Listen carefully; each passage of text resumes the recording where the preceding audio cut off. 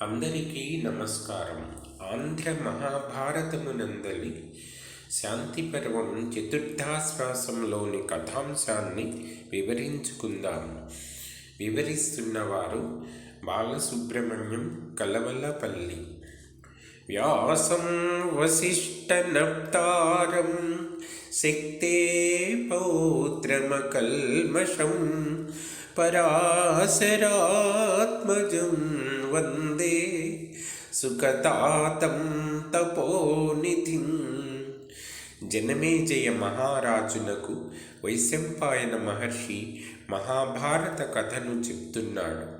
ఓ జనమేజయ మహారాజా, అంపశయ్య మీద ఉన్న భీష్ముడు ధర్మరాజుకు ధర్మ సూక్ష్మాలను వివరిస్తూ భృగు మహర్షికి భరద్వాజునకు జరిగిన సంభాషణ సారాన్ని వివరిస్తూ ఇలా చెప్తాడు.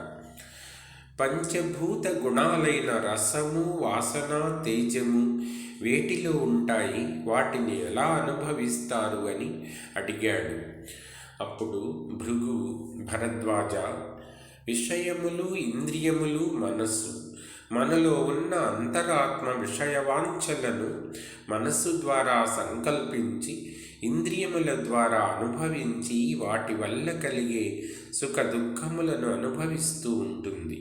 జీవుడు క్షేత్రజ్ఞుడు అనే పేరుతో మనిషి శరీరం అంతా వ్యాపించి ఉంటాడు. ఈ క్షేత్రజ్ఞుడు మానవ సహజమైన సత్వరజోస్తమో గుణాలకు అతీతంగా సాక్షీభూతంగా ఉంటాడు. ఈ జీవుడు తన జన్మస్థానమైన కైవల్యం వైపు చూస్తూ ఉంటాడు. విఘ్నులైన వారు సూక్ష్మమైన నిర్మల బుద్ధితో క్షేత్రజ్ఞుడిని గురించి తెలుసుకొని అనంతుడి మీద మనస్సు లగ్నం చేసి పరమశాంతివంతమైన చివరకు శాశ్వత ఆనందం పొందుతారు. తొలుత బ్రహ్మదేవుడు సత్యము, ధర్మము, సదాచారము, తపస్సుకు ప్రతీకగా బ్రాహ్మణ సృష్టి చేశాడు. తరువాత క్షత్రియులు, వైశ్యులు, శూద్రులు వీళ్లను సృష్టించాడు. వారికి తగిన వర్ణములు కల్పించాడు. బ్రాహ్మణులు తెల్లగాను, క్షత్రియులు ఎరుపు రంగులోను, వైశ్యులు పసుపు రంగులోను, శూద్రులను నలుపు రంగులోనూ పుట్టించాడు. ఈ 4 వర్ణాల వారు తమ వృత్తి వదిలి వేరు వృత్తి చేసిన ఆ వృత్తి కొనసాగించాలి. అలా కాక అనేక వృత్తులు చేసిన జారవృత్తి చేసిన వారు అవుతారు. చతుర్వర్ణాల వారు వారి వృత్తులను బట్టి ఒకరికంటే ఒకరు తక్కువగా పరిగణించబడతారు. అన్ని ధర్మముల కంటే సత్యము ఉత్కృష్టమైనది. సత్యమే బ్రహ్మం, సత్యమే తపం, సత్యం ప్రజలను సృష్టిస్తుంది. సత్యం వల్ల సృష్టి నిలిచి ఉంటుంది. సత్యము అసత్యము చేత మరుగున పడి ఉంటుంది. ఫలితంగా ధర్మము, అధర్మము, వెలుగు, చీకటి, జ్ఞానము, అజ్ఞానము, స్వర్గము, నరకము, సుఖము, దుఃఖము అని రూపాంతరం చెంది ఉంటాయి అని పెద్దల వల్ల తెలుసుకొని పెద్దలు అసత్యమునకు దూరంగా ఉండి నియమనిష్టలతో గడుపుతుంటారు. బాధలు 2 రకాలు. బాధలు 2 విధాలుగా ఉంటాయి. తన శరీరానికి వచ్చే వ్యాధులు, ముసలితనం అనేది ఒకటి. రెండవది బంధువులకు వచ్చేది అయిన మానసిక బాధ. వాటిని మానవుడు తన నియమనిష్టలతో అధిగమించి సుఖపడవచ్చు. స్థిరచిత్తుడు ఈ 2 బాధలను జయించి వాటికి లొంగక వైరాగ్యంతో పరమపదం పొందుతాడు అని భృగువు చెప్పాడు. అప్పుడు భరద్వాజుడు మహర్షి, నాకు ఆశ్రమ ధర్మముల గురించి వివరిస్తారా అని అడిగాడు. అందుకు భృగు మహర్షి, భరద్వాజ, బ్రహ్మచారి లక్షణములు వివరిస్తాను. బ్రహ్మచారి గురుభక్తి కలిగి పరమ శ్రద్ధతో వేదాధ్యయనం చేస్తూ శుచిత్వంతో నియమంతో 3 వేళలలో హోమం చేస్తూ బ్రహ్మచర్యం పాటించాలి. గృహస్థు ధనమును ధాన్యమును ధర్మంగా సంపాదించాలి. అతిథి సత్కారములు చేయాలి. అన్నపానములు భోగములు పరిమితంగా చేయాలి. ఇది గృహస్థాశ్రమ ధర్మం. వానప్రస్థులు కందమూలములు ఆకులు ఫలములు భుజించాలి. భూశయనం చేయాలి. సన్యాసి భిక్షాటన చేస్తూ దొరికిన దానిని తిని ప్రశాంతంగా జీవించాలి. ఫలాపేక్ష లేకుండా ఈ 4 ఆశ్రమాలను నిర్వర్తిస్తే మోక్షపదము లభిస్తుంది అని భృగువు చెప్పాడు. భరద్వాజుడు పరలోకం ఇహలోకం గురించి వాటికి కల భేదం గురించి వివరించండి అని అడిగాడు. అప్పుడు భృగువు, భరద్వాజ, ఇహలోక సుఖములకు పరలోక సుఖములకు ఏనుగుకు దోమకు ఉన్నంత తేడా ఉన్నది. ఈ లోకంలో సుఖాలకు ఆలవాలమైన ఇళ్ళు, మంచములు, పడకలు, సింహాసనములు, మంచి దుస్తులు, సుగంధ ద్రవ్యాలు, పూలు, సంగీతము, నాట్యము, వినోదములు, ఆరామాలు, స్త్రీ జనములు, వీటిలో ఒకదానికి ఒకటి పరస్పర భేదం కలిగి ఉంటాయి. పరలోక సుఖాలకు ఇలాంటి భేదం ఉండదు. పాపచింత కలవారు అధోలోకమునకు పోతారు. అక్కడ దుఃఖమే కానీ సుఖము ఉండదు. విషయవాంఛల మీద మమకారం లేని వాడికి పాపపుణ్యములు అంటక శాశ్వతానందం పొందుతాడు అని భృగు భరద్వాజునికి చెప్పాడు. ధర్మరాజు, పితామహ, ఆచార విధులను గురించి వివరించండి అని అడిగాడు. అందుకు భీష్ముడు, ధర్మనందన, చెడు ప్రవర్తన మంచి వాళ్లను చెడ్డవాళ్లను బాధ పెడుతుంది. కనుక మంచి ప్రవర్తన కలిగి ఉండడం శ్రేయోదాయకం. రాజమార్గంలో రచ్చబండల వద్ద పశువులను కొనుచోట మలమూత్ర విసర్జన చేయరాదు. ఉదయం సాయంత్రం నదీ స్నానం చేసి సూర్యునికి అర్ఘ్యమివ్వాలి. అసుర సంధ్య వేళ నిద్రించకూడదు. స్నానం సంధ్యావందనం చేసిన పిదప భుజించాలి. తినే ఆహారాన్ని నిందించకూడదు. ఆహారాన్ని బ్రహ్మస్వరూపంగా పూజించాలి. తడి కాళ్లతో నిద్రించరాదు. ఇవి సదాచారములు. ఉదయించే సూర్యుడిని చూడరాదు. ఇతర స్త్రీలను వస్త్రహీనలుగా చూడరాదు. చేసిన పాపం బహిర్గతం చేసి విముక్తి పొందాలి కానీ దాచరాదు. దాంపత్యాన్ని జీవితాన్ని బహిర్గతం చేయకూడదు. గురు శుశ్రూష చెయ్యడం, బ్రాహ్మణులను పూజించడం మనిషి ఆయువును వృద్ధి చేసి లక్ష్మీ కటాక్షం కలిగించి స్వర్గలోక ప్రాప్తి కలిగిస్తుంది. అప్పుడు ధర్మరాజు, పితామహ, అధ్యాత్మ విద్య గురించి వివరించండి అని అడిగాడు. భీష్ముడు, ధర్మనందన, మానవునిలో భూమి, నీరు, ఆకాశము, వెలుగు, గాలి అను పంచభూతములు వాటి గుణములైన శబ్దము, రసము, గంధము, చలనము, తేజస్సు సముద్రంలో కెరటాలలాగా పుడుతూ ఉంటాయి, అంతమవుతూ ఉంటాయి. ఇంద్రియములు పంచభూతములకు వశులై వర్తిస్తుంటాయి. మనస్సు ఇంద్రియాలకు ఆధారమై ఉంటుంది. మనస్సు ఒక నిర్ణయానికి రావడానికి బుద్ధి తోడ్పడుతుంది. పురుషుడు ఇలా విషయాలను గ్రహిస్తుంటాడు. ఇలా కాక పురుషుడు బాహ్య విషయాలను వదిలి అంతర్ముఖుడై మనస్సును కట్టడి చేసి బుద్ధితో విషయాలను క్షేత్రజ్ఞుడైన ఆత్మను దర్శనం చేయాలి. ఈ ఆత్మ క్షేత్రజ్ఞుడని, పురుషుడని, భూతాత్ముడని, పరమేశ్వరుడని, బుద్ధి సాక్షి అని, జనన రహితుడని పిలుస్తుంటారు. పురుషుడు అంతఃచేతనాన్ని అనుభవంతో తెలుసుకుంటాడు. బాహ్య విషయాలను మాయ అని, కళ అని, మిథ్య అని, మాయ కారణంగా అని తెలియక మానవుడు మోసపోకూడదు. మాయకు సత్వరజస్తమో గుణాలు శరీరం మాయకు సత్వరజస్తమో గుణాలు శరీరం కనుక రజస్సు తమస్సు గుణాలను వదిలి సత్వగుణాలన్నీ పెంపొందించుకొని జ్ఞానవంతుడై చివరకు సత్వగుణాన్ని కూడా వదిలి ఆత్మను పరమాత్మలో లీనం చేయాలి. ధర్మజ, యోగము గురించి చెప్తాను విను. ఎప్పుడు తామరాకు మీది నీటి బొట్టులాగా, మేఘంలో మెరుపు తీగలాగా సదా చలించే మనసును ఏకాగ్రతతో ఉంచుకోవాలి. మనస్సుకు ఉచ్ఛ్వాస నిశ్వాసములు ఆధారములు. వాటి మీద దృష్టి నిలిపి క్రమపరిచి ఏకాగ్రత సాధించాలి. కష్టసాధ్యమైన దీనిని అభ్యాసంతో సాధించాలి. అలా యమ నియమములను అభ్యసించి ఆలోచనలను నిగ్రహించాలి. అప్పుడు క్రమబద్ధం చేసిన శ్వాస అంతర్నాడి ద్వారా బ్రహ్మపదం చేరి నిశ్చలమైన ఆనందం ఇస్తుంది.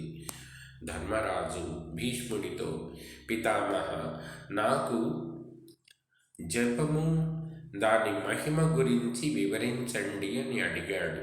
అందుకు భీష్ముడు సమాధానంగా, ధర్మనందన, జపము గురించి యముడు మృత్యుదేవత, కాలము, బ్రాహ్మణుడు, ఇక్ష్వాకులకు మధ్య జరిగిన సంవాదం గురించి చెప్తాను. ఈ జప కర్మ వేద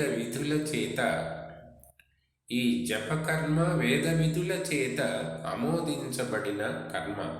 జపము చేయువారు అత్యంత శుచిగా ఒక చదునైన ప్రదేశంలో దర్భాసనం మీద దర్భలు చేత పట్టుకొని కూర్చుని ఇంద్రియములను నిగ్రహించి, మనస్సును నిగ్రహించి, ఇంద్రియములను విషయాసక్తి, డంభము, మత్సరము, అహంకారము, మానము, అవమానము తొలగించి బ్రహ్మచర్యం పాటించాలి.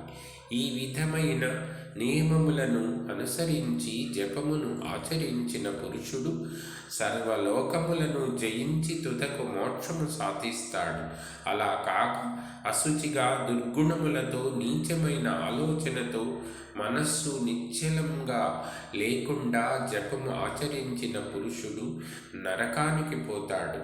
పూర్వము వేదాంగ పారంగతుడైన కౌశికుడు అనే బ్రాహ్మణుడు అత్యంత నిష్ఠతో సావిత్రీదేవిని గురించి జపం చేశాడు. ఆ నిష్ఠాపూర్వక జపమునకు మెచ్చిన సావిత్రీదేవి ప్రత్యక్షమై, ఏం వరం కావాలో కోరుకో అని అడిగింది.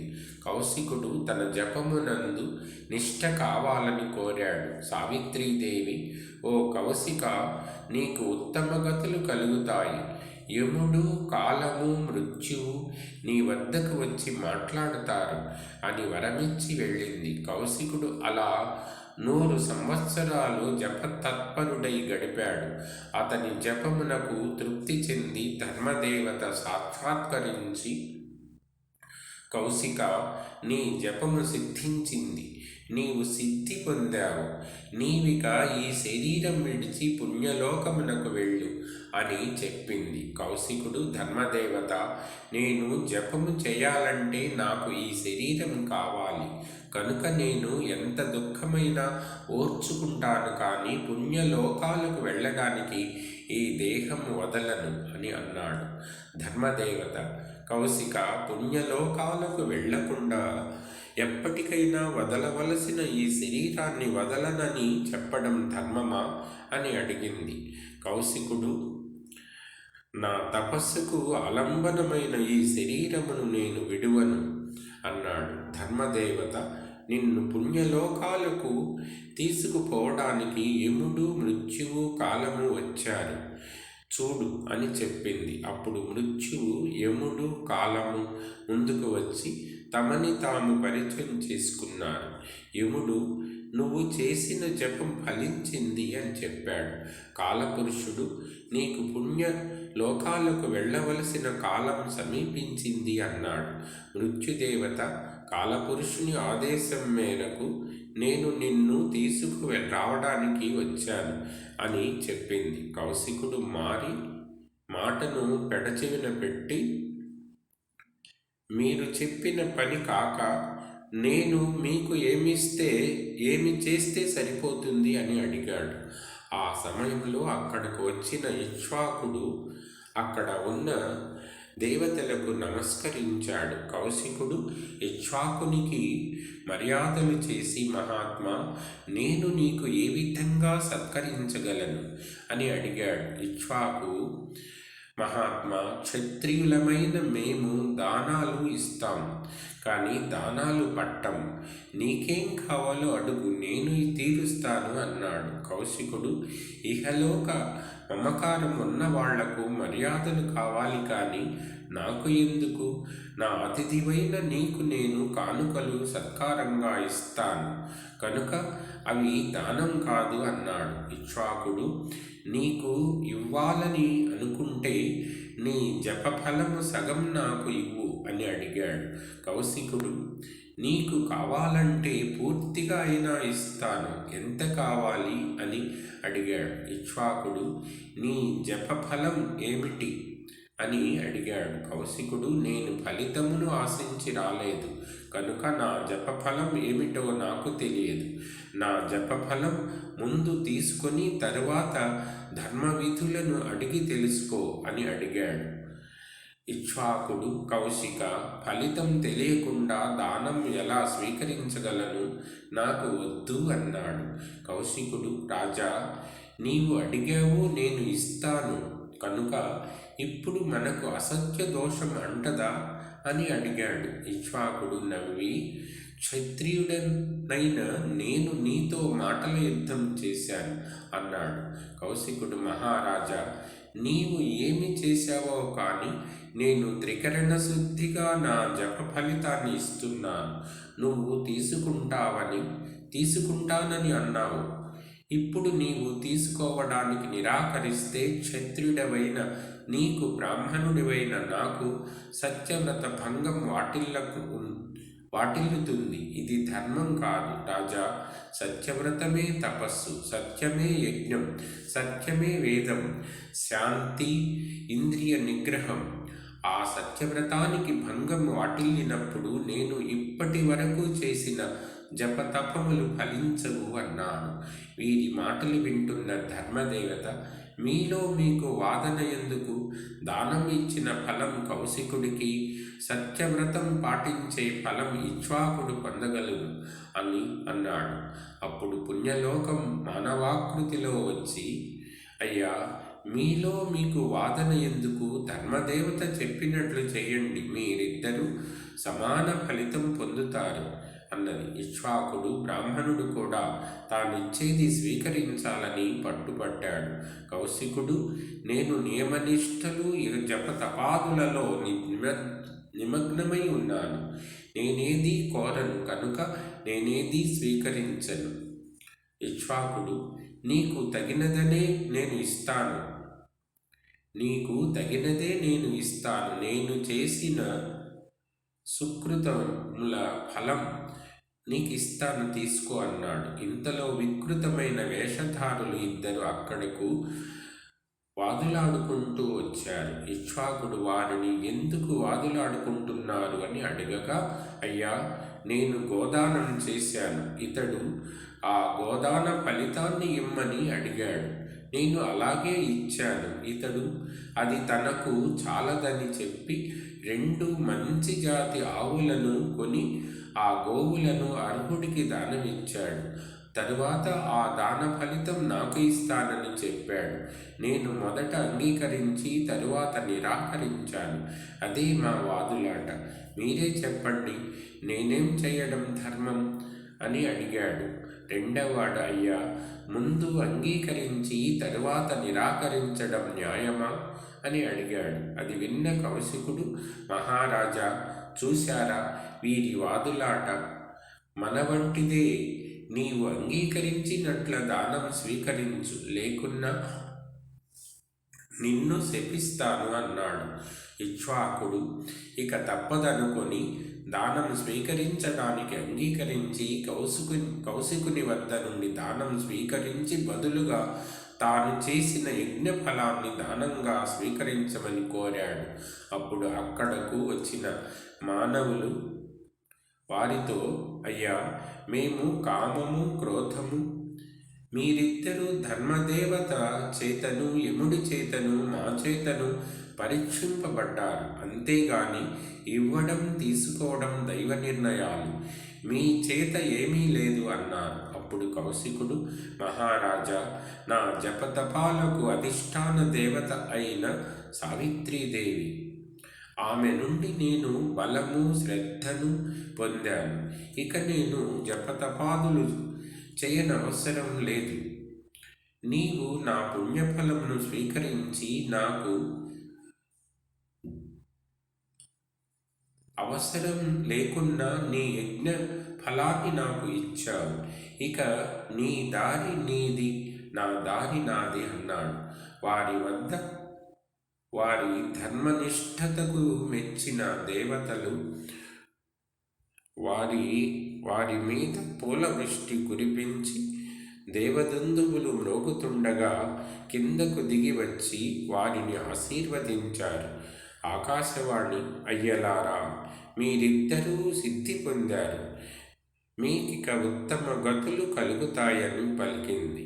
అప్పుడు కౌశికుడు భవబంధాలు తెంచుకొని అక్కడ ఉన్న ధర్మదేవతకు, యమధర్మరాజుకు, మృత్యుదేవతకు, కాలపురుషునికి నమస్కరించి మనస్సును నిలిపి ప్రాణాలను కనుబొమల మధ్య నిలిపి ప్రాణాన్ని బ్రహ్మరంధ్రం వద్ద నిలిపి నిశ్చలంగా నిలిపి ప్రాణములను విడిచాడు. అతని ప్రాణములు దేదీప్యమాన కాంతిగా బయటకు వెడలింది. ఆ కాంతికి బ్రహ్మదేవుడు ఎదురు వచ్చి స్వాగతం చెప్పాడు. ఉత్తమ నిష్ఠతో జపము చేసే యోగులకు వారి పుణ్యవశమున పుణ్యలోక ప్రాప్తి కలుగుతుంది.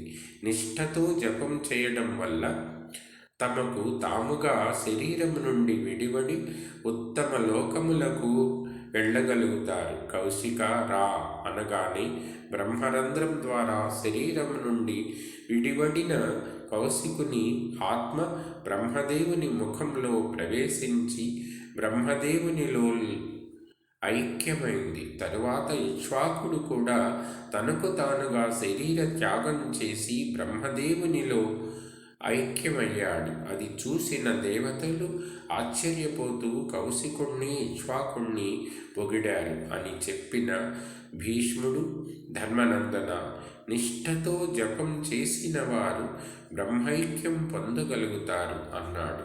మిగిలిన కథాంశాన్ని ఇంకొక వీడియోలో చెప్పుకుందాం. ధన్యవాదాలు.